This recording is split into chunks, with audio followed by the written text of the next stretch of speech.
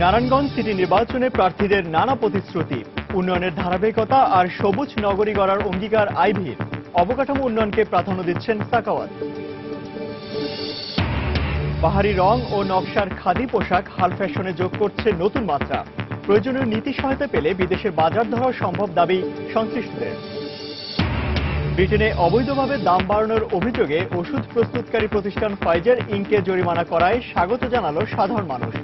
অনুকরণীয় হতে পারে বাংলাদেশের জন্য। এবং বঙ্গোপসাগরে জলদস্যুদের উৎপাত বেড়ে যাওয়ায় আতঙ্কে জেলেরা। চরম লোকসানের মুখে বোট মালিকরা। বারবার জানানোর পরও কোনো ব্যবস্থা নেয়নি প্রশাসন, অভিযোগ মৎস্য ব্যবসায়ীদের।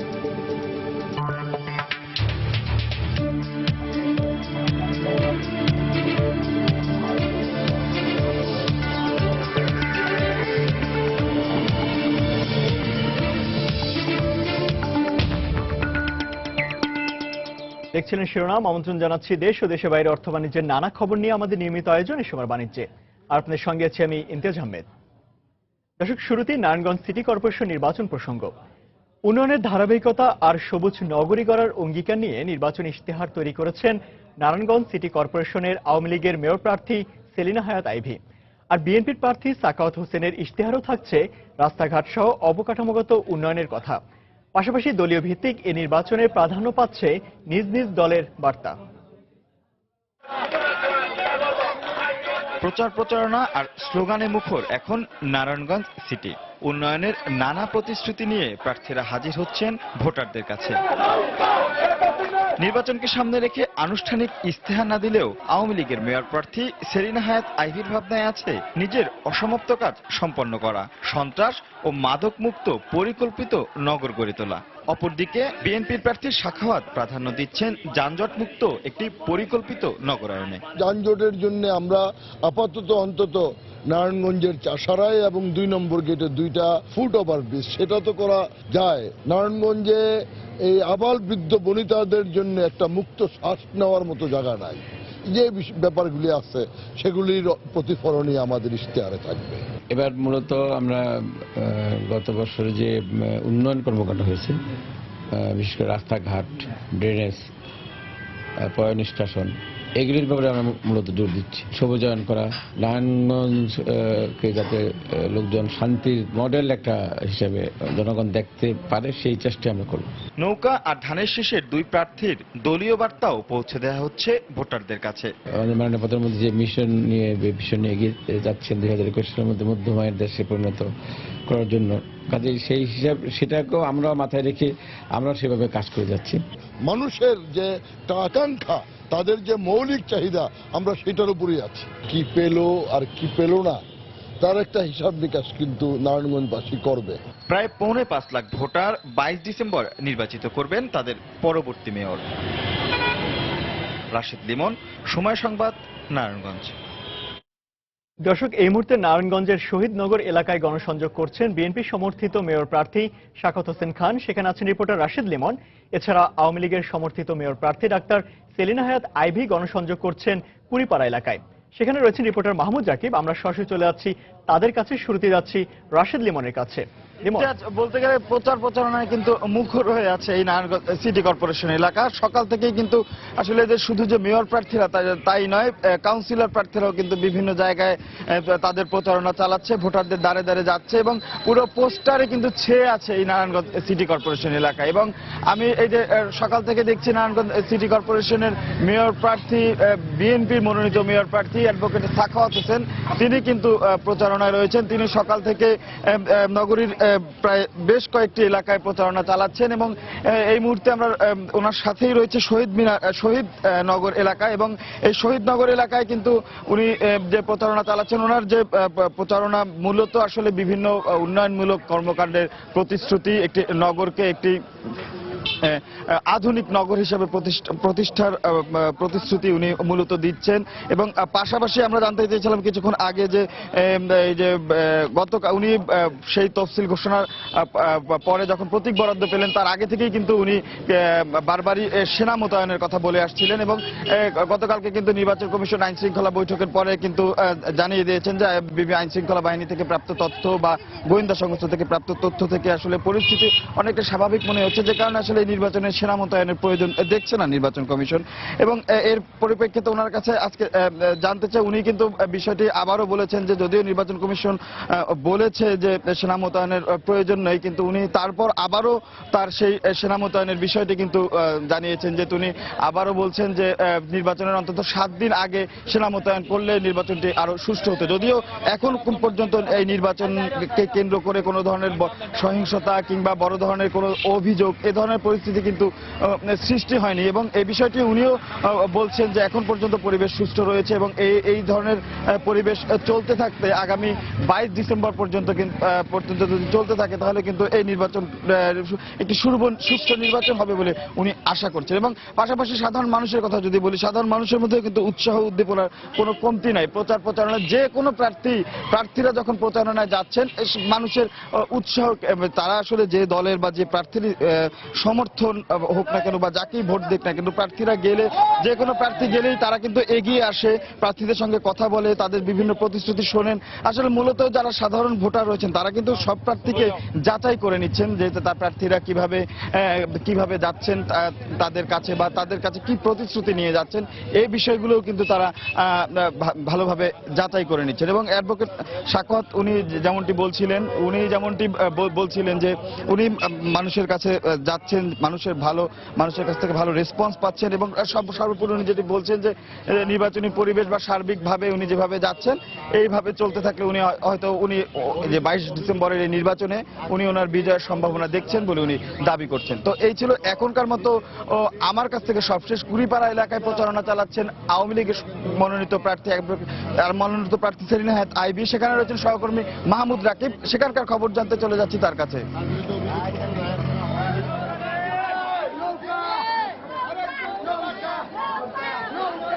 হ্যাঁ রাশেদ, আমরা আছি এই মুহূর্তে 27 নম্বর ওয়ার্ড যে রয়েছে, আপনি জানেন নারায়ণগঞ্জের বন্দর এলাকা, সেখানে রয়েছি। এখানে মূলত প্রচারণা করছেন আওয়ামী লীগের মেয়র প্রার্থী সেলিনা হায়াৎ আইভী। আমরা এই 27 নম্বর ওয়ার্ডের এই মুহূর্তে বুড়িবাড়ি এলাকায় আছি। তা আপনি দেখতে পাচ্ছেন যে সাধারণ মানুষের সহস্রাধিক মানুষ সেলিনা হায়াৎ আইভীকে সঙ্গে নিয়ে এখানে প্রচারণা চালাচ্ছেন। আমরা দেখছি সেলিনা হায়াৎ আইভীর সঙ্গে এখানকার স্থানীয় নেতাকর্মী ছাড়াও আওয়ামী লীগের মহানগরের বেশ কিছু নেতৃবৃন্দ আছেন, এবং সবাই যে বিষয়টি এখানে বারবার বলছেন যে এখানে যে কাজ এখনো অসমাপ্ত আছে বুড়িমারি এলাকার, সে কাজগুলো আসলে সেলিনা হায়াৎ আইভী যাতে পুনরায় তাদের সম্পন্ন করে দেয়, এবং তারা কিন্তু সেই প্রতিশ্রুতির ভিত্তিতে সেলিনা হায়াৎ আইভীকে আবারও ভোট দেওয়ার প্রতিশ্রুতি দিচ্ছেন। তা আপনি দেখতে পাচ্ছেন যে এখানকার যে রাস্তাঘাট, এখানকার যে এলাকাবাসী তারা বলছেন যে এসব রাস্তাঘাট কিন্তু সব একসময় একদমই কাঁচা রাস্তা ছিল, এখান থেকে হাঁটা যেত না, এখানে 3 ফুট মতো মাটি ছিল। তো সে রাস্তাঘাট কিন্তু আমরা দেখেছি সেলিনা হায়াৎ আইভী পাকা করে দিয়েছেন, এবং এখানকার মানুষ কিন্তু তাতে আমরা দেখেছি সেলিনা হায়াৎ আইভীর প্রতি পুরোপুরি কৃতজ্ঞ, এবং তারা কিন্তু এই কারণে বলছেন এখনো যেসব ছোটখাটো কাজ বাকি রয়েছে সেসব কাজ যাতে সেলিনা হায়াৎ আইভী তাদেরকে পরবর্তীতে আবারও করে দেয় সে প্রতিশ্রুতি তারা যাচ্ছেন, এবং আওয়ামী লীগের মেয়র প্রার্থী সেলিনা হায়াৎ আইভী কিন্তু সেই প্রতিশ্রুতি দিচ্ছেন। এবং আপনি দেখছেন যে শুধু রাস্তার পাশে যে ড্রেন রয়েছে, আমরা দেখছি বেশ বড় বড় ড্রেন করে দেওয়া হয়েছে যাতে এখানে কোনো পানির সমস্যা না হয়। আপনি দেখছেন তিনি এলাকাবাসীর সঙ্গে কথা বলছেন, মহিলাদের সাথে কথা বলছেন, মহিলাদের যেসব বিষয়ে চাওয়া পাওয়া আছে পরবর্তী মেয়র হলে সেসব চাওয়া পাওয়া তিনি প্রতিশ্রুতি দিচ্ছেন। তো সব মিলিয়ে বুঝতেই পারছেন যে এই সেলিনা হায়াৎ আইভীর প্রচারণা ঘিরে পুরো এই 27 নম্বর ওয়ার্ড, অর্থাৎ 27 নম্বর ওয়ার্ডের যে বুড়িবাড়ি এলাকা রয়েছে সেই এলাকায় কিন্তু যে আনন্দময় পরিবেশ সৃষ্টি হয়েছে, উৎসবমুখর পরিবেশ সৃষ্টি হয়েছে। এবং সেলিনা হায়াৎ আইভী যে বিষয়টি বলছেন যে এখনো যেসব কাজ তার সম্পন্ন করা হয়নি সেসব কাজ সম্পন্ন করার জন্য কিন্তু তিনি আবারও ভোট প্রার্থনা করছেন।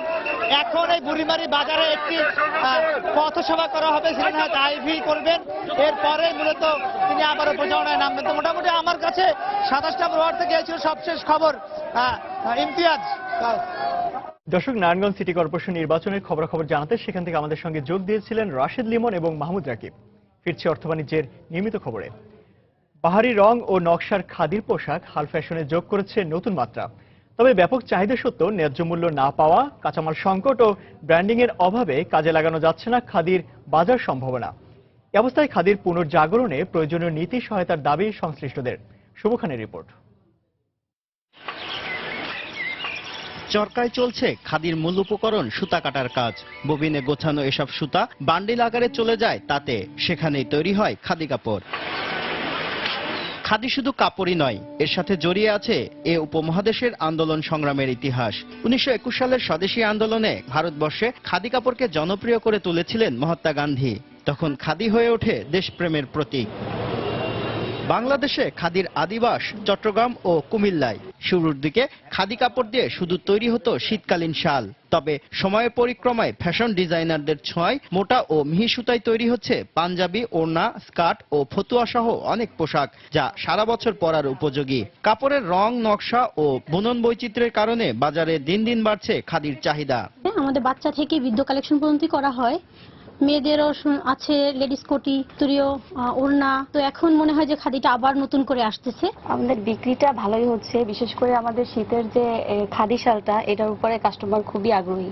একসময় রপ্তানি হতো এই খাদি কাপড়, তবে তা ধরে রাখা যায়নি। এজন্য সুতার সংকট, ব্র্যান্ডিং ও বিপণন অবকাঠামোর অভাবকেই দায়ী করছেন ফ্যাশন ডিজাইনাররা। কটন খাদির যে ওয়েস্টেজ গুলো আসলে আমাদের এখানে অ্যাভেলেবেল হচ্ছে না বলেই কার্টুনিরা সুতা কাটছে না, কার্টুনিদের অভাব হয়ে যাচ্ছে। খাদির সুতা আগে তৈরি করতে হবে। খাদিটা দিয়ে আমরা কি ধরনের প্রোডাক্ট ডেভেলপ করব, কাদের জন্য করব, তারা কারা, তারা কি ধরনের স্টাইল চাচ্ছে, তারা কি ধরনের প্রোডাক্টস চাচ্ছে। মার্কেটিং প্ল্যান ছাড়া আগানো যাবে না। সংশ্লিষ্টরা বলছেন, খাদির আন্তর্জাতিক বাজার তৈরি করা গেলে রপ্তানি বাণিজ্যে যেমন বৈচিত্র্য আসবে, তেমনি উপকৃত হবেন এর কারিগররাও।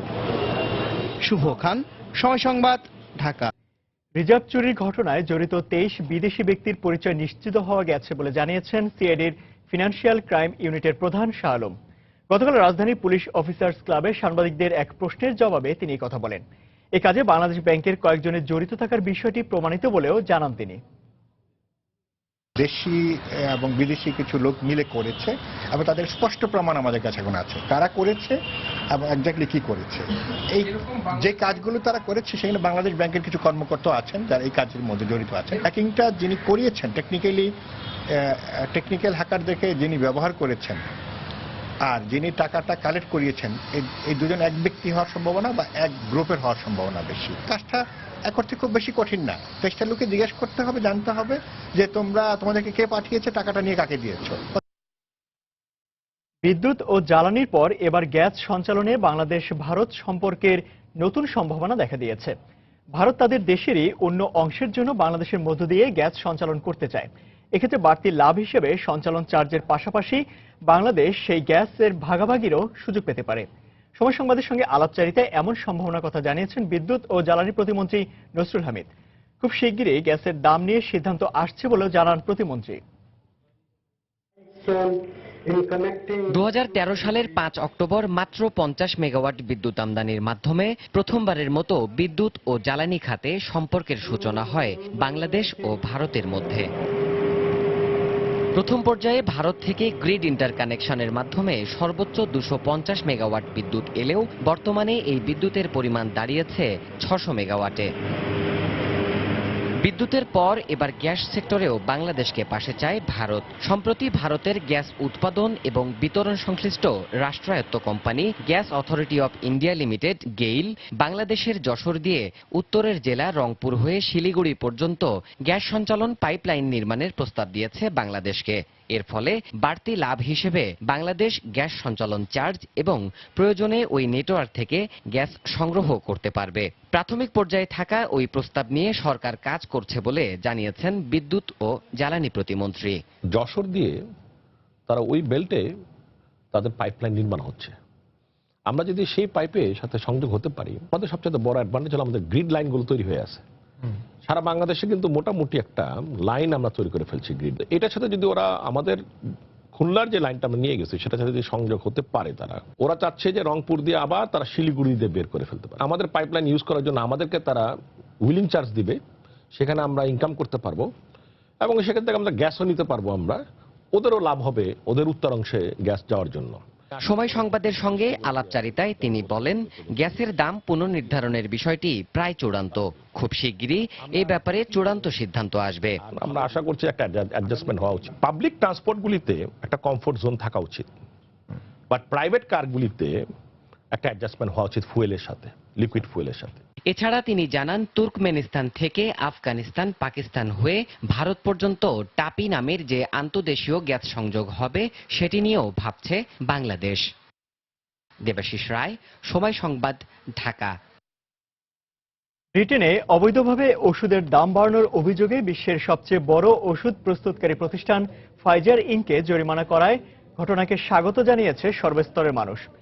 যুক্তরাষ্ট্র ভিত্তিক বহুজাতিক এই প্রতিষ্ঠানের বিরুদ্ধে সম্প্রতি একটি ওষুধের কয়েক গুণ মূল্যবৃদ্ধির প্রমাণ পাওয়ায় 8.5 কোটি পাউন্ড জরিমানা করা হয়। আর এই জরিমানার বিষয়টি বাংলাদেশের ওষুধের দাম নিয়ন্ত্রণে অনুকরণীয় হতে পারে বলে মনে করছেন সংশ্লিষ্টরা। লন্ডন প্রতিনিধি শোয়েব কবিরের তথ্য ও ছবি নিয়ে ডেস্ক রিপোর্ট। সম্প্রতি ব্রিটেনে মৃগী রোগের একটি ওষুধের দাম অস্বাভাবিক হারে বাড়তে থাকে। এরপরই তদন্তের ভিত্তিতে অতিরিক্ত দামে ওষুধ বিক্রির অপরাধে বহুজাতিক ওষুধ কোম্পানি ফাইজারকে প্রায় $11 কোটি বা 8.5 কোটি পাউন্ড জরিমানা করা হয়। ব্রিটেনে প্রায় 48,000 রোগী এই ওষুধ সেবন করে। মৃগী রোগের ওষুধের আর কোনো বিকল্প না থাকায় রোগীদের জন্য অতিরিক্ত মূল্যে তা কিনতে হয় ব্রিটেনের ন্যাশনাল হেলথ সার্ভিসকে। আইনি যুক্তিতর্ক ও তদন্ত শেষে এই জরিমানার সিদ্ধান্ত নেওয়া হয়েছে বলে জানান জরিমানা প্রদানকারী সংস্থা সিএম এর এই শীর্ষ কর্মকর্তা। ফাইজারের ওষুধের দাম বাড়ানোর বিষয়ে যথেষ্ট তথ্য প্রমাণের ভিত্তিতে তাদের বিরুদ্ধে ব্যবস্থা নেওয়া হয়েছে। শুধু ফাইজার নয়, বড় পরিসরে আমাদের তদন্ত চলছে। ওষুধ কোম্পানিগুলোকে জবাবদিহিতার আওতায় নিয়ে আসতে এবং সাধারণ মানুষের স্বার্থ রক্ষার্থে আমাদের এই অভিযান চলবে। ওষুধের মূল্যবৃদ্ধির কারণে জরিমানার এই বিষয়টিকে জনগণের স্বার্থে আইনের সঠিক প্রয়োগ হিসেবে দেখছেন আইন বিশেষজ্ঞরা। ফাইজারকে যে 84 মিলিয়ন পাউন্ড ফাইন দেওয়া হয়েছে এই দেশের সাধারণ জনগণের সাথে প্রতারণা করার জন্য, এই উজ্জ্বল দৃষ্টান্ত আমাদের বাংলাদেশ সরকারের জন্য। বাংলাদেশ ওষুধ নির্মাণকারী প্রতিষ্ঠান যত বড়ই হোক না কেন এবং যত প্রসিদ্ধ হোক না কেন, সরকারের উচিত, আইন অবশ্যই আছে আমাদের দেশে, আমি এটা বলছি না যে আইন নেই, বাট সরকারের উচিত হচ্ছে এটাকে প্রয়োগ করা। ফাইজারকে বিশাল অঙ্কের এই জরিমানার ঘটনাটি পুরো দুনিয়ায় আলোচিত বিষয় হয়ে উঠেছে। ব্রিটেনের বাংলাদেশি বংশোদ্ভূত চিকিৎসকরা মনে করছেন এই ঘটনাটি বাংলাদেশে ওষুধের লাগামহীন মূল্যবৃদ্ধি ঠেকাতে সহায়তা করবে। বাংলাদেশ সরকারের কম্পিটিশন রেগুলেটরি মেডিসিনের বডি থাকা দরকার, যারা এদের প্রাইস বা নির্ধারণ করবে এবং সব সমস্যাটাকে মনিটর করবে। তা না হলে লোক যারা তারা এটা এফোর্ড করতে পারতেছে না। ব্যবসায়িক মুনাফার উদ্দেশ্যে কোনো ঘোষণা ছাড়াই বাংলাদেশে বিভিন্ন ওষুধ কোম্পানি প্রায় ওষুধের দাম বাড়ায়। এ বিষয়ে বাংলাদেশে আইন থাকলেও তার সঠিক প্রয়োগ নেই বলে অভিযোগ রয়েছে। রিয়াদুল ইসলাম, সময় সংবাদ। হোল্ডিং ট্যাক্স বৃদ্ধির প্রতিবাদ সহ 4 দফা দাবিতে রাজশাহী সিটি কর্পোরেশন এলাকায় আধাবেলা হরতাল চলছে। নাগরিক অধিকার সংরক্ষণ সংগ্রাম পরিষদের ডাকায় এই হরতাল চলবে দুপুর 12টা পর্যন্ত। সকাল থেকে নগরীর গুরুত্বপূর্ণ শপিং মল সহ সব ধরনের দোকানপাট বন্ধ রয়েছে। অন্যান্য দিনের তুলনায় শহরের অভ্যন্তরে রিক্সা, অটোরিকশা ও ভ্যানগাড়ি সহ সব ধরনের যানবাহন চলাচল কম দেখা গেছে। তবে দূরপাল্লার বাস ও ট্রেন চলাচল স্বাভাবিক রয়েছে। হরতালকে কেন্দ্র করে নাশকতা এড়াতে নগরীর গুরুত্বপূর্ণ সড়ক ও মোড়গুলোতে পুলিশ মোতায়েন রয়েছে।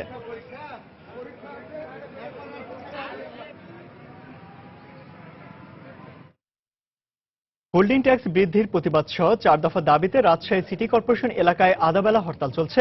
এই মুহূর্তে নগরীর সাহেববাজার 0 পয়েন্ট এলাকায় রয়েছেন রিপোর্টার রাকিবুল হাসান। আমরা সরাসরি চলে যাচ্ছি তার কাছে।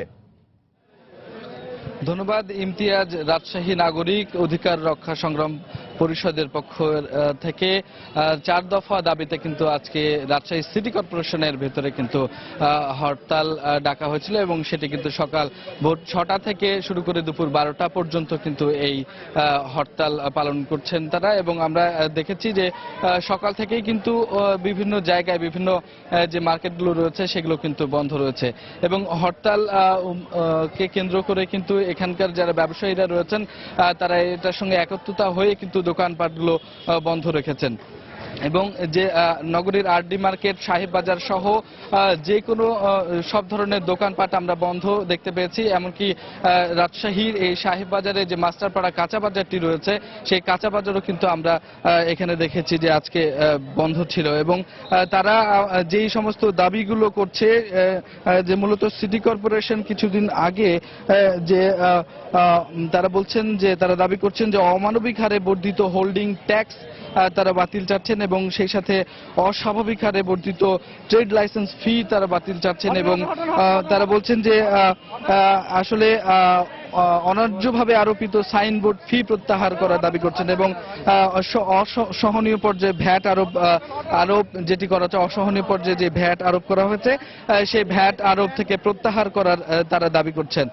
তো আমরা সকাল থেকে আসলে দেখেছি হরতালকে ঘিরে আসলে নগরীর যে অভ্যন্তরীণ যে যানবাহন চলাচল সেটি কিন্তু যে স্বাভাবিক অবস্থা ছিল তেমনটা কিন্তু নাই। আমরা দেখেছি যে মোটামুটি অল্প পরিমাণে যানবাহন চলাচল করছে এবং বেশিরভাগ যে মার্কেটগুলো রয়েছে সেগুলো কিন্তু সকাল থেকেই বন্ধ এবং বেলা 12টা পর্যন্ত কিন্তু এটি বন্ধ থাকবে বলে এই সংগঠনের পক্ষ থেকে বলা হচ্ছে। এবং কিছুক্ষণ আগে কিন্তু আমরা দেখেছি নগরীর আরডি মার্কেটের সামনে তারা একটি সমাবেশ করেছে এবং সেখান থেকে একটি আলটিমেটাম দেওয়া হয়েছে যে আগামী 15 দিনের মধ্যে এই 4 দফা দাবি সিটি কর্পোরেশন সহ সংশ্লিষ্টরা যদি প্রত্যাহার না করে এবং সহনীয় পর্যায়ে যদি না আসে তাহলে ব্যবসায়ীরা এখানকার একটি বড় ধরনের আন্দোলনের ডাক দিবে। তো ইমতিয়াজ, এই ছিল রাজশাহীতে অর্ধদিবস হরতালের সর্বশেষ। দর্শক, হোল্ডিং ট্যাক্স বৃদ্ধির প্রতিবাদ সহ 4 দফা দাবিতে রাজশাহী সিটি কর্পোরেশনের চলা আদাবেলা হরতালের খবরাখবর জানাতে আমাদের সঙ্গে যোগ দিয়েছিলেন রাকিবুল হাসান। বঙ্গোপসাগরে জলদস্যুদের উৎপাত বেড়ে যাওয়ায় আতঙ্কে দিন কাটাচ্ছেন জেলেরা। অনেকেই সাগরে মাছ না ধরে ফিরে আসছেন, আবার যারা যাচ্ছেন তাদেরও সব হারিয়ে সর্বশান্ত হতে হচ্ছে। এমনকি প্রাণহানির মতো ঘটনা ঘটছে প্রতিনিয়ত। এক্ষেত্রে চরম লোকসানের মুখে পড়েছেন বোট মালিকরা। মৎস্য ব্যবসায়ীদের অভিযোগ, বারবার জানানোর পরেও প্রশাসনের পক্ষ থেকে কোনো ব্যবস্থা নেওয়া হয়নি। বিস্তারিত জানাচ্ছেন পার্থপ্রতিম বিশ্বাস। সাগরের মাছ দিয়ে বাংলাদেশের মৎস্য চাহিদার যেমন ব্যাপক অংশ পূরণ করা হয়, তেমনি বিদেশে রপ্তানি করেও আয় করা হয় বৈদেশিক মুদ্রা। নগরীর ফিশারিঘাট এলাকার পাশাপাশি বাঁশখালী, মহেশখালী এবং কুতুবদিয়া থেকে প্রায় 40,000 বোট প্রতিনিয়ত সাগরে মাছ ধরতে যায়। কিন্তু গত কিছুদিন ধরে মহেশখালী, কুতুবদিয়া, হাতিয়ার গভীর সাগরে জলদস্যুদের উৎপাত বেড়ে যাওয়ায় অধিকাংশ বোট ও জেলেরা ভয়ে আতঙ্কে সাগরে মাছ ধরতে যাচ্ছে না। বোট মালিকদের অভিযোগ, জলদস্যুরা জেলেদের সর্বস্ব কেড়ে নিয়ে মাছ ধরার জাল বোট পুড়িয়ে দিচ্ছে। এমনকি সাম্প্রতিক সময়ে কয়েকজন জেলেকে হত্যা করে সাগরে ফেলে দিয়েছে। প্রতিনিয়ত ডাকাতি হচ্ছে, মাঝি মাল্লারা আরো ভয় পায় যে একটা লোক যদি গুলি করে মেরে ফেলে, সরকার থেকে কোনো অনুদান নাই, আর আমরা মালিক পক্ষ থেকে 10,000 20,000 টাকা, এই টাকা দিয়ে একটা গরিব মানুষের কি হয়। আর সাগরে মাছ ধরতে যেতে না পেরে অনেকটাই অলস সময় কাটাচ্ছেন জেলেরা। এতে চরম লোকসানের সম্মুখীন হচ্ছেন বোট মালিকরা। জলদস্যুরা আমাদের অনেক ক্ষতি করে। আমরা জাল বসাইছি, এখন কাজ করব, মাছ তুলবো, ওই টাইমে এসে ওরা ঝামেলা করতেছে, জাল ছাইরা দিয়ে অন্য আরেক বুট 3-4 বুট একত্রিত বসে থাকতে হয়, আমাদের কাজ করতে পারি না। জলদস্যুরা ডাকাতি করে, তাহলে আমাদের লোকজনকে মারধর করে, প্রায় সময় জিম্মি করে ওদেরকে টাকা পয়সা আদায় করে। বোটটা যদি শিপে সাগরে যেতে না পারে, বসে থাকলে বোটটা ওয়েস্টেজ হয় বা বসে থাকতে থাকতে বোটটা নষ্ট হয়ে যায়, তাহলে তো অনেক ক্ষতি হয়। যদি সাগরের জলদস্যুতা বন্ধে সরকার কঠোর ব্যবস্থা গ্রহণ না করে, তাহলে সামনের দিনগুলোতে কঠোর কর্মসূচি দেওয়া হবে বলে হুঁশিয়ারি দিয়েছেন ফিশারিঘাট মৎস্য ব্যবসায়ী সমিতি। জলদস্যু সরকার যদি 1 মাসের ভিতর বন্ধ না করে, আমরা আগামী 1 মাসের মধ্যে কঠোর আন্দোলনে যাব। সংশ্লিষ্টদের আশঙ্কা, অবিলম্বে সাগরে জলদস্যুতা বন্ধ করা না গেলে সম্ভাবনাময় এ মৎস্য খাত ব্যাপক ক্ষতির মুখে পড়বে। পার্থপ্রতিম বিশ্বাস, সময় সংবাদ, চট্টগ্রাম। দেশের বৃহত্তম স্থলবন্দর বেনাপোলকে সংযুক্তকারী যশোর বেনাপোল সড়কের অনেক স্থানেই যান চলাচলের অনুপযোগী হয়ে পড়েছে। অন্তত 15টি পয়েন্টে সড়কটি ব্যাপক ক্ষতিগ্রস্ত হয়েছে। এতে প্রতিনিয়তই ঘটছে দুর্ঘটনা আর দুর্ভোগে পড়তে হচ্ছে যাত্রী ও চালকদের। সড়ক বিভাগ বলছে রাস্তা সংস্কারে উদ্যোগ নেওয়া হয়েছে। যশোর থেকে জুয়েল মৃধার তথ্য ও আবুল কালাম আজাদের ছবি নিয়ে ডেস্ক রিপোর্ট। সারা দেশের সাথে বেনাপোল স্থলবন্দর ও ভোমরা স্থলবন্দরকে সংযুক্ত করেছে যশোর বেনাপোল সড়ক। গুরুত্বপূর্ণ এই মহাসড়ক দিয়ে প্রতিদিন কলকাতা, ঢাকা সহ জাতীয় ও আঞ্চলিক বিভিন্ন রুটের যাত্রীবাহী বাস সহ আমদানি রপ্তানি পণ্য নিয়ে হাজার হাজার ট্রাক যাতায়াত করে। কিন্তু প্রায় 1 বছর ধরে এই সড়কটির চাচড়া, পুলিরহাট, নতুনহাট, লাউজানি, ঝিকরগাছা বাজার ও গদখালি সহ অন্তত 15টি পয়েন্টে বিটুমিন আর পাথর উঠে ছোট বড় গর্ত সৃষ্টি হয়েছে। এতে যাতায়াতের সময়ের পাশাপাশি বেড়েছে ভোগান্তি। খানাগর্তের কারণে বৃষ্টির পানি জমে থাকে, এখানে যানজটের সৃষ্টি হয়, গাড়ি খারাপ হয়। একটা আন্তর্জাতিক রাস্তায় মূলত ইটের সলিং বসে গেছে, এটা ঠিক না। রাস্তার অবস্থা খুবই খারাপ, যে কোনো মুহূর্তে যে কোনো কারণে যেসব গাড়িগুলো স্পিড আছে যে কোনো মুহূর্তে দুর্ঘটনা ঘটতে পারে। সড়কের বেহাল দশার কারণে প্রায়ই ঘটছে দুর্ঘটনা। এতে যানবাহনের ক্ষতির পাশাপাশি অন্যান্য ক্ষতির পরিমাণও বাড়ছে। এত রাস্তা খারাপ হলে তো আমারও চলাফেরা খুব সমস্যা, গাড়ির অ্যাভারেজ আমাদের যা আই বাই হাই ডিভারেন্স সমান হয়ে যাচ্ছে। ব্যস্ততম এই সড়কটির বহুমুখী ব্যবহারের কথা উল্লেখ করে এই ব্যবসায়ী নেতা দ্রুত সময়ের মধ্যে সংস্কারের দাবি জানিয়েছেন। একটি সড়ক যে কত বহুমুখী ব্যবহার হচ্ছে তা স্পটে না আসলে এটা বিশ্বাস করা যায় না। অতএব এই সড়কের যে চরম অবস্থা এর থেকে সাময়িক নিষ্কৃতির জন্য প্রয়োজনীয় কিছু পদক্ষেপ অপরিহার্য বলে আমি মনে করি। তবে সড়ক বিভাগ বলছে রাস্তাটি জাতীয় মানের করতে প্রকল্প হাতে নেওয়া হয়েছে, শিগগিরই বাস্তবায়ন করা হবে। এটাকে জাতীয় মহাসড়ক মানে নির্মিত করার জন্য 320 কোটি টাকা একটি প্রকল্প আমরা অলরেডি সাবমিট করেছি। এটা একনেকে যদি অ্যাপ্রুভ হয়, মাননীয় প্রধানমন্ত্রী অ্যাপ্রুভ করেন, তাহলে আশা করছি আগামী মাস 2-1 মধ্যে এটা টেন্ডারে যাবে এবং আমরা 4-5 মাসের মধ্যে কাজ শুরু করতে পারবো। সড়ক বিভাগের তথ্য মতে 38.2 কিলোমিটার দীর্ঘ এই সড়কে প্রতিদিন গড়ে 15,000 যানবাহন যাতায়াত করে। সময় সংবাদ, যশোর। পটুয়াখালীর যোগাযোগ বিচ্ছিন্ন সাগরপাড়ের দ্বীপ উপজেলা রাঙাবালি। অনুন্নত যোগাযোগ ব্যবস্থার কারণে একজন মুমূর্ষু রোগীকে দ্রুত জেলা সদর হাসপাতালে নেওয়া সম্ভব হয় না এখান থেকে। এতে অধিকাংশ ক্ষেত্রেই মৃত্যু হয় রোগীর। উপজেলার 90% মানুষ স্বাস্থ্যসেবা থেকে বঞ্চিত, তাই দ্রুত একটি হাসপাতাল নির্মাণের দাবি জানিয়েছেন জনপ্রতিনিধিরা। সিভিল সার্জন জানালেন হাসপাতালের ফাইল প্রক্রিয়াধীন রয়েছে।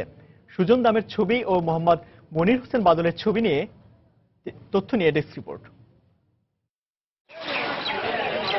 2012 সালের 25 ফেব্রুয়ারি 5টি ইউনিয়ন নিয়ে রাঙ্গাবালিকে উপজেলায় উন্নীত করা হলেও এখন পর্যন্ত এখানে গড়ে ওঠেনি উপজেলা স্বাস্থ্য কেন্দ্র।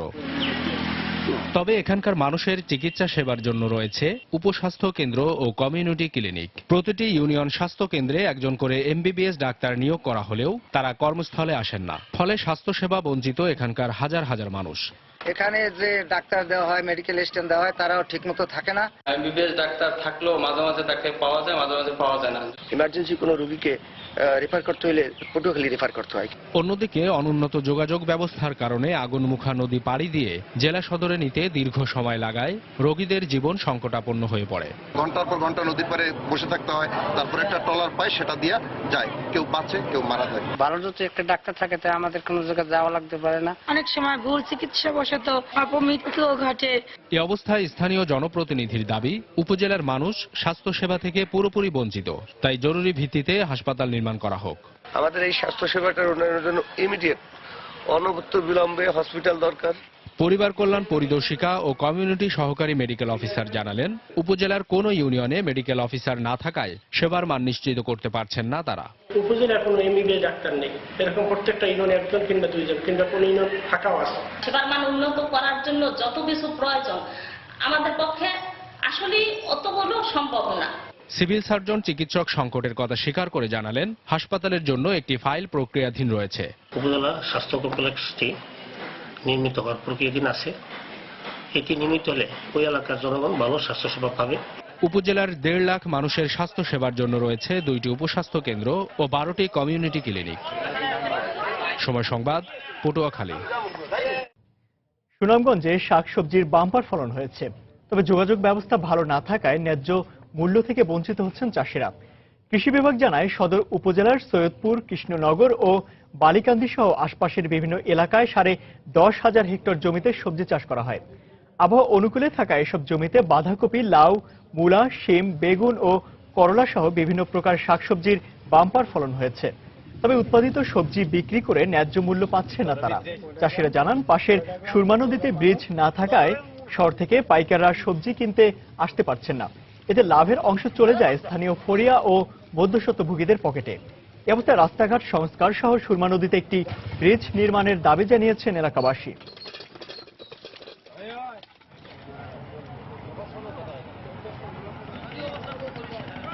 প্রচুর ফসল আমরা ফলে থাকি, কিন্তু কৃষকরা ন্যায্য মূল্য না পাওয়ার কারণে তাদের যে অবস্থা, এই অবস্থার কোনো পরিবর্তন হয় না। প্রচুর সবজি হয়, আমরা সবজির ন্যায্য মূল্য পাই না। আমাদের যে রাস্তার যোগাযোগ ব্যবস্থা, আমরা শহরে মালগুলো নিতে পারতেছি না। মালগুলো আমাদের গ্রামের বাজারেই কম দামে বিক্রি করতে হচ্ছে। এই সুরমা নদীর উপরে একটা ব্রিজ করার জন্য আমরা সরকারের ঊর্ধ্বতন কর্তৃপক্ষের নজর শুভকামনা করছি। শরীয়তপুরে প্রাকৃতিক দুর্যোগের কারণে নষ্ট হয়ে গেছে বিস্তীর্ণ এলাকার ফসল, আর এতে উৎপাদন খরচ বেড়ে যাওয়ায় ক্ষতির মুখে পড়েছেন কৃষকরা। ধান কাটার পর আর্দ্রতাযুক্ত মাটিতে পেঁয়াজ ও রসুন আবাদ করেছিল শরীয়তপুরের জাজিরার কৃষকরা। তবে গত মাসের প্রথম সপ্তাহে ভারী বর্ষণে পচে গেছে পুরো এলাকার বীজতলা। এতে চরম ক্ষতির মুখে পড়েছেন এই এলাকার চাষিরা। কেউ কেউ চড়া সুদে দ্বিগুণ খরচে চাষাবাদ শুরু করলেও বীজের দাম বৃদ্ধি ও বিদেশ থেকে ফসল আমদানির কারণে ন্যায্য দাম পাওয়া নিয়ে আশঙ্কায় রয়েছেন তারা। এদিকে ক্ষতি কাটিয়ে উঠতে অন্য ফসল চাষের পরামর্শ দিচ্ছেন কৃষি কর্মকর্তারা।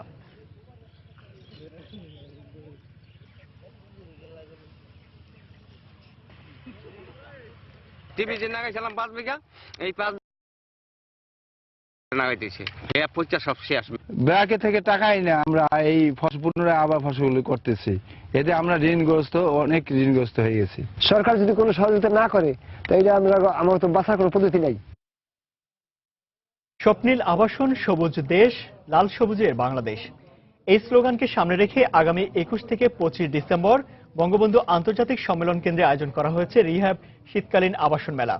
গতকাল রাজধানী কি হোটেলে সংবাদ সম্মেলনে একথা জানান মেলা কমিটির চেয়ারম্যান শাকিল কামাল চৌধুরী।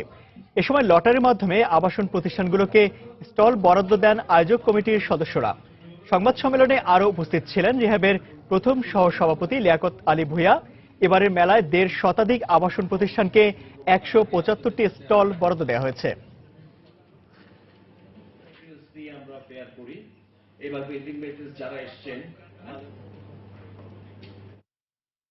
দর্শক, এ পর্যায়ে জানিয়ে দেব ঢাকা স্টক এক্সচেঞ্জের লেনদেন পরিস্থিতি। চলে যাচ্ছে ডিএসসির অফিসিয়াল ওয়েবসাইটে। সকাল থেকে এখন পর্যন্ত আমরা ঢাকা স্টক এক্সচেঞ্জের যে লেনদেন পরিস্থিতি দেখতে পাচ্ছি, তাতে প্রধান 3টি সূচকের 2টি সূচক আমরা ঊর্ধ্বমুখী প্রবণতার মধ্য দিয়ে লেনদেন হতে দেখলেও অন্য একটি সূচক কিন্তু নিম্নমুখী প্রবণতার মধ্যেই লেনদেন চলছে। ঢাকা স্টক এক্সচেঞ্জের প্রধান সূচক অর্থাৎ ডিএসসি এক্স ইন্ডেক্সের অবস্থানটা জানিয়ে দেয়। এই সূচকটি এখন পর্যন্ত 14.99 পয়েন্টের মতো বেড়ে অবস্থান করছে 4907 পয়েন্টে। একই ধারাবাহিকতা রয়েছে ডিএসসি সরিভিত্তিক সূচক অর্থাৎ ডিএসসি এস ইন্ডেক্স। এখানে আমরা ঊর্ধ্বমুখী প্রবণতায় দেখতে পাচ্ছি। এই সূচকটি 3.68 পয়েন্টের মতো বেড়ে অবস্থান করছে 1165 পয়েন্টে। তবে নিম্নমুখী প্রবণতা রয়েছে ডিএসসি বাছাই সূচক অর্থাৎ ডিএসসি 30 ইন্ডেক্সে। এখানে 0.07 পয়েন্টের মতো কমেছে। এই সূচকটি এখন পর্যন্ত অবস্থান করছে 1795 পয়েন্টে। টাকার অঙ্কে এখন পর্যন্ত খুব বেশি শেয়ার কিন্তু লেনদেন হয়নি। এখন পর্যন্ত মাত্র 86 কোটি টাকার শেয়ার লেনদেন হয়েছে, যার মধ্যে দর বেড়েছে 143টি প্রতিষ্ঠান, দর কমেছে 46টি এবং দর অপরিবর্তিত আমরা দেখতে পাচ্ছি 34টি প্রতিষ্ঠান। টপ 20 শেয়ার তালিকা যদি দেখে নেই আমরা, তাহলে প্রথমেই দেখতে পাচ্ছি যে প্রতিষ্ঠানটি অবস্থান করছে সামিট অ্যালায়েন্স পোর্ট লিমিটেড। যে প্রতিষ্ঠানটি সর্বশেষ 48 টাকায় লেনদেন হলেও 48 টাকা 20 পয়সায় সর্বোচ্চ দরে লেনদেন হচ্ছে এখন পর্যন্ত, এবং সর্বনিম্ন দর দেখতে পাচ্ছি এই প্রতিষ্ঠানটির 44 টাকা 90 পয়সায়, যদিও গতকাল এই প্রতিষ্ঠানটি 40 টাকা 70 পয়সায় লেনদেন হয়েছিল। এফসি অ্যাগ্রো রয়েছে তালিকার 2 নম্বরে। এই প্রতিষ্ঠানটির 51 টাকা 70 পয়সায় সর্বশেষ লেনদেন এবং 52 টাকা 30 পয়সায় সর্বোচ্চ দর, 49 টাকায় সর্বনিম্ন, এবং গতকাল এই প্রতিষ্ঠানটি 49 টাকা 10 পয়সায় লেনদেন হতে আমরা দেখেছি। তালিকার পরবর্তী অবস্থান অর্থাৎ 3 নম্বরে যে প্রতিষ্ঠানটি অবস্থান করছে শাহ ডেনিম, যার সর্বশেষ লেনদেন 75 টাকা 40 পয়সায়, সর্বোচ্চ 77 টাকা 90 পয়সা এবং সর্বনিম্ন 74 টাকা 50 পয়সায় লেনদেন হলো। গতকাল এই প্রতিষ্ঠানটি আমরা দেখেছি 73 টাকা 80 পয়সায় লেনদেন হয়েছিল, অর্থাৎ গতকালের তুলনায় আজকে কিন্তু অনেকটাই দর হারিয়েছে এই প্রতিষ্ঠানটি। তালিকার পরবর্তী অবস্থান সিএমসি কামাল, যার সর্বশেষ লেনদেন 18 টাকা 20 পয়সায়, সর্বোচ্চ 18 টাকা 60 পয়সায় লেনদেন হলো, সর্বনিম্ন 17 টাকা 70 পয়সায় এখন পর্যন্ত আমরা লেনদেন হতে দেখেছি প্রতিষ্ঠানটির। গতকালের প্রতিষ্ঠানটি 17 টাকা 50 পয়সায় লেনদেন হয়েছিল, অর্থাৎ গতকালের তুলনায় আজকের কিন্তু এই প্রতিষ্ঠানটিও কিছুটা দর হারিয়েছে। তালিকার পরবর্তী অবস্থান আমরা দেখতে পাচ্ছি আরএসআরএম স্টিল, যার সর্বশেষ লেনদেন অবস্থান 57 টাকা 90 পয়সায়, সর্বোচ্চ দর 58 টাকা 90 পয়সায় রয়েছে এবং সর্বনিম্ন দর 57 টাকা 60 পয়সায় হলেও গতকাল এই প্রতিষ্ঠানটির 58 টাকা 60 পয়সায় লেনদেন হতে দেখেছি, অর্থাৎ গতকালের তুলনায় আজকের কিন্তু এই প্রতিষ্ঠানটিও কিছুটা দর হারিয়েছে। তালিকার পরবর্তী অবস্থান 6 নম্বরে যে প্রতিষ্ঠানটি রয়েছে ব্যাংকিং খাতের একটি প্রতিষ্ঠান সিটি ব্যাংক, যার সর্বশেষ লেনদেন 27 টাকা 60 পয়সায়, সর্বোচ্চ দর 28 টাকা 10 পয়সায় লেনদেন হলেও সর্বনিম্ন 27 টাকা 30 পয়সায় লেনদেন হয়েছে। গতকাল কিন্তু আমরা দেখেছি এই প্রতিষ্ঠানটি 27 টাকা 10 পয়সায় লেনদেন হয়েছিল, অর্থাৎ গতকালের তুলনায় আজকে কিন্তু এই প্রতিষ্ঠানটি কিছুটা দর বেড়েছে। তালিকার পরবর্তী অবস্থান দেখতে পাচ্ছি আমরা ব্যাংকিং খাতের সিটি ব্যাংকের পরবর্তী আমরা দেখতে পাচ্ছি ইফাদ অটোস, যার অবস্থান করছে 7 নম্বরে 92 টাকা 50 পয়সা সর্বশেষ দর নিয়ে। এই প্রতিষ্ঠানটি 94 টাকা সর্বোচ্চ দরে লেনদেন হয়েছে এবং 91 টাকা 80 পয়সায় সর্বনিম্ন দরে লেনদেন হলো। গতকাল এই প্রতিষ্ঠানে আমরা দেখতে পাচ্ছি 91 টাকা 50 পয়সায় লেনদেন হয়েছে, অর্থাৎ গতকালের তুলনায় আজকের কিন্তু কিছুটা দর বেড়েছে এই প্রতিষ্ঠানটির। তালিকার পরবর্তী অবস্থান আমরা দেখতে পাচ্ছি ইফাদ অটোস, যে প্রতিষ্ঠানটির অবস্থানটি আমি জানিয়ে দিলাম। এরপরে রয়েছে জিবি পাওয়ার, যার সর্বশেষ লেনদেন 20 টাকা 30 পয়সা, সর্বোচ্চ দর 20 টাকা 70 পয়সা এবং সর্বনিম্ন দর 19 টাকা 90 পয়সায় লেনদেন হয়েছে। গতকাল এই প্রতিষ্ঠানটি 19 টাকা 70 পয়সায় সর্বশেষ লেনদেন হয়েছিল, অর্থাৎ গতকালের তুলনায় আজকের কিন্তু কিছুটা দর বেড়েছে এই প্রতিষ্ঠানটির। তালিকার পরবর্তী অবস্থান অর্থাৎ জিবি পাওয়ারের পরবর্তী অবস্থানে রয়েছে জিপিএস ইস্পাত, যার সর্বশেষ লেনদেন 33 টাকা 30 পয়সায় লেনদেন হয়েছে এবং 34 টাকায় সর্বোচ্চ দর, যদিও 32 টাকা 80 পয়সায় সর্বনিম্ন দরে লেনদেন হলেও 32 টাকা 60 পয়সা সর্বনিম্ন দরে লেনদেন হচ্ছে, অর্থাৎ গতকালের জন্য আজকের কিছুটা দর বেড়েছে এই প্রতিষ্ঠানটির। তো মোটামুটি ঢাকা স্টক এক্সচেঞ্জের টপ 20 শেয়ারের তালিকার প্রথম 9টির অবস্থান জানিয়ে দিচ্ছিলাম। রাজশাহীতে জেকে বসতে শুরু করেছে শীত, এতে ছিন্নমূল ও হতদরিদ্র মানুষের কষ্ট অনেকাংশই বেড়ে গেছে। আর ঠান্ডা থেকে বাঁচতে সবাই গরম কাপড়ের দোকানে ভিড় করছেন। আবহাওয়াবিদরা বলছেন শৈত্যপ্রবাহ থেকে বয়ে যেতে পারে চলতি মাসের শেষ পর্যন্ত। আব্দুল সালামের তোলা ছবিতে আরো জানাচ্ছেন সাইফুর রহমান রকি। ঋতুর পালাবদলের সাথে প্রকৃতি সেজেছে নতুন রূপে। পূর্ব দিগন্তে যখন উকি দিচ্ছে সূর্য, ঠিক তখন ঘাসের ডগায় শিশির বিন্দুগুলো জ্বলজ্বল করে জ্বলে উঠছে। দিনের শুরুতে শীতল হাওয়া, সন্ধ্যা আর ভোরে হালকা কুয়াশার ফুলঝুরি যেন জানান দিচ্ছে উত্তরের জনপদ রাজশাহীতে শীতের আগমন। রাত বাড়ার সঙ্গে সঙ্গে উত্তরের ঠান্ডা বাতাস ধেয়ে আসে, তাই শীত থেকে রক্ষায় গরম পোশাকের দোকানগুলোতে ভিড় করছেন সবাই। আর শীতের এ সময়টাকে কাজে লাগাতে পিঠাপুলির আয়োজন নিয়ে রাস্তার পাশে বসে গেছে অস্থায়ী দোকান। মোটা কাপড় চোপড় পরে বাইরে আসতে হচ্ছে, কুয়াশা মতো আছে, মেঘলা মেঘলা ভাব, মোটরসাইকেল চালালে হাত টাত কাঁপছে, দেহ কাঁপছে। আর শীতের হাত থেকে রেহাই পেতে কেউ গরম কাপড় পরে বেরিয়ে পড়ছেন দিনের কাজে। তবে ছিন্নমূল ও হতদরিদ্র মানুষের আয় উপার্জন কমে যাওয়ায় শীতে কষ্ট বেড়েছে তাদের। রিকশায় চড়তে যাচ্ছে না মানুষ, বাতাস ঠান্ডা, বাতাসের লেগে আরো বেশি ঠান্ডা পড়ছে। আবহাওয়া অফিস বলছে চলতি মাসের শেষের দিকে শীতের তীব্রতা আরো বেড়ে মৃদু থেকে মাঝারি শৈত্যপ্রবাহ বইতে পারে। শীতের তীব্রতা মূলত ডিসেম্বরের শেষ দশক থেকেই আমাদের রাজশাহী অঞ্চলে পরিলক্ষিত হবে। তো এই শীতের মাত্রাটা আস্তে আস্তে ক্রমান্বয়ে কমবে এবং জানুয়ারিতেই মূলত আমাদের যেটি তীব্র শৈত্যপ্রবাহ বয়ে যাওয়ার সম্ভাবনা রয়েছে। জলবায়ু পরিবর্তনের প্রভাবে এই অঞ্চলে গত কয়েক বছরের মধ্যে এবার সবচেয়ে বেশি শীত অনুভূত হতে পারে বলে জানিয়েছে স্থানীয় আবহাওয়া অফিস। সাইফুর রহমান রকি, সময় সংবাদ, রাজশাহী। এ সময় বাণিজ্যের শিরোনামগুলো জানিয়ে দিচ্ছি আরেকবার। নারায়ণগঞ্জ সিটি নির্বাচনে প্রার্থীদের নানা প্রতিশ্রুতি, উন্নয়নের ধারাবাহিকতা আর সবুজ নগরী গড়ার অঙ্গীকার আইভীর। অবকাঠামো উন্নয়নকে প্রাধান্য দিচ্ছেন শাখাওয়াত। বাহারি রং ও নকশার খাদি পোশাক হাল ফ্যাশনে যোগ করছে নতুন মাত্রা। প্রয়োজনীয় নীতি সহায়তা পেলে বিদেশের বাজার ধরা সম্ভব দাবি সংশ্লিষ্টদের। ব্রিটেনে অবৈধভাবে দাম বাড়ানোর অভিযোগে ওষুধ প্রস্তুতকারী প্রতিষ্ঠান ফাইজার ইনকে জরিমানা করায় স্বাগত জানালো সাধারণ মানুষ। অনুকরণীয় হতে পারে বাংলাদেশের জন্য। এবং বঙ্গোপসাগরের জলদস্যুদের উৎপাত বেড়ে যাওয়ায় আতঙ্কে জেলেরা। চরম লোকসানের মুখে বোট মালিকরা, বারবার জানানোর পরও কোনো ব্যবস্থা নেয়নি প্রশাসন, অভিযোগ মৎস্য ব্যবসায়ীদের। এই ছিল সময় বাণিজ্যের। যে কোনো খবর পেতে ভিজিট করুন সময়নিউজ.tv আর সঙ্গে থাকুন সময়।